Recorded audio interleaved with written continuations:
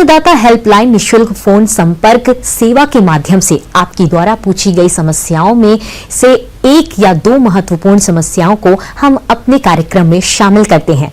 इसी के तहत आज की चयनित समस्या और उसका जवाब इस प्रकार है। अन्नदाता निशुल्क फोन संपर्क सेवा के माध्यम से पूछे गए प्रश्नों में से आज हमने जिस प्रश्न को कार्यक्रम में शामिल किया है उसे पूछा है ग्राम मालौर, जिला भोजपुर के कृषक जोगराज सिंह ने। यह मूंग की फसल में किए जाने वाले आवश्यक कार्यों के बारे में जानकारी चाहते हैं। तो जोगराज सिंह जी, आपकी जानकारी के लिए प्रस्तुत है कार्यक्रम का ये अंश। किसान भाइयों नमस्कार। आज आपने जो गर्मा मूंग की फसल लगा रखी है, हम आज उसके प्रबंधन के बारे में चर्चा करेंगे। सबसे पहले हम खरपतवार नियंत्रण की बात करते हैं। किसान भाइयों, मूंग की फसल के साथ कुछ खरपतवार भी उगाते हैं, जो कि फसल के साथ खाद, उर्वरक, हवा, पानी और प्रकाश के लिए प्रतिस्पर्धा करते हैं, जिससे मूंग की फसल का सही विकास नहीं हो पाता और उत्पादन में कमी आ जाती है। अगर आपने बुआई के समय खरपतवार नियंत्रण के लिए शाकनाशी जैसे कि पेंडिमिथाइलिन या फ्लुक्लोरालिन का प्रयोग किया है तो अच्छा है।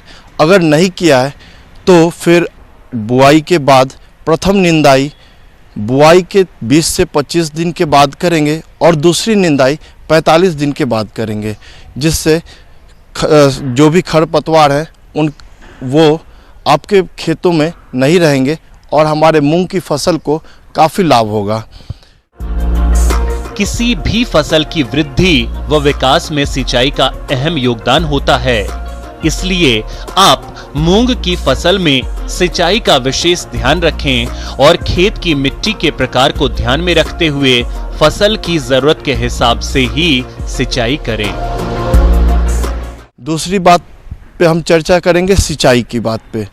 अगर खेतों में पर्याप्त नमी नहीं है तो फिर आप मूंग की फसल में सिंचाई बुआई के तुरंत बाद एक हल्की सिंचाई देंगे।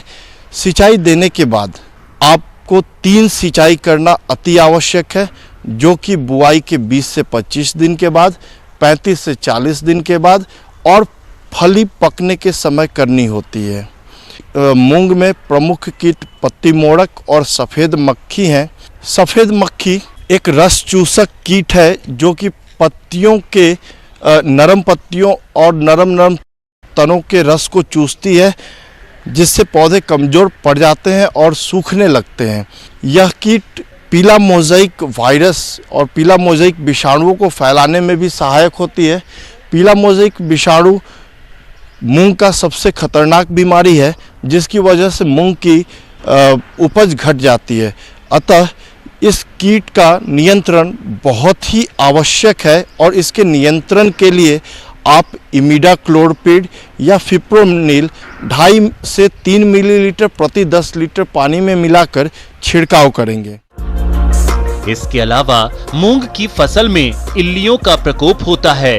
यह इल्लियां पहले मूंग की कोमल पत्तियों, टहनियों और फूलों को खाकर नुकसान पहुंचाती हैं और फली आने पर फलियों में छेद करके दानों को खराब कर देती हैं, जिससे मूंग के पौधों का पूर्ण विकास नहीं हो पाता है और उत्पादन में कमी आ जाती है। इसलिए आप कीट प्रकोप की प्रारंभिक अवस्था में नीम तेल की 5 मिलीलीटर मात्रा को प्रति लीटर पानी के हिसाब से घोल बनाकर छिड़काव करें।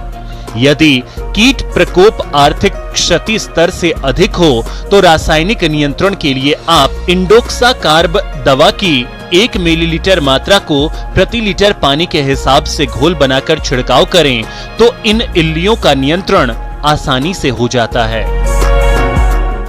पत्ती मोड़क कीट की इल्लियां पत्तियों को मोड़कर उसके अंदर रह के हरे रंग के पदार्थों को खा जाती हैं और पत्तियां सफ़ेद पड़ जाती हैं।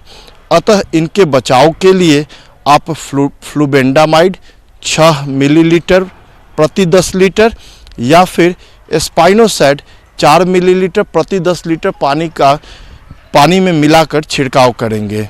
मूंग के प्रमुख रोग आपको एक पहले बता चुका है, पीला मोज़ेक वायरस।